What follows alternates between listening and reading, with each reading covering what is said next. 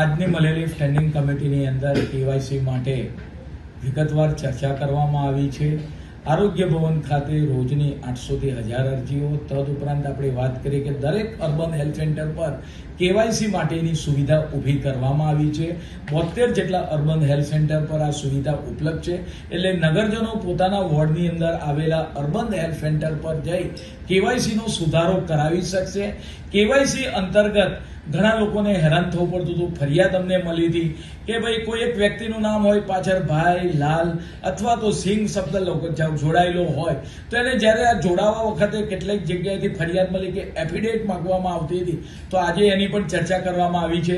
આવો જો માઇનોર સુધારો હોય તો એની અંદર કોઈ પણ પ્રકારની એફિડેવિટ લેવામાં આવે નહીં અને સબ રજિસ્ટ્રાર કક્ષાએ આને એપ્રુવલ આપવામાં આવે અને મોટો ચેન્જીસ હોય તો એને રજિસ્ટ્રાર કક્ષાએ એપ્રુવલ આપવામાં આવે.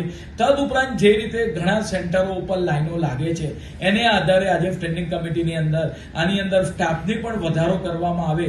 45 થી 50 જેટલા સ્ટાફ એમાં ઉમેરો કરવામાં આવે અને આ લાઈનોની માત્રા ઓછી થાય અને નગરજનોને ઓછી તકલીફ પડે એની ચર્ચા આજની સ્ટેન્ડિંગ કમિટીમાં કેવાયસી સુધારા બાબતે કરવામાં આવી છે.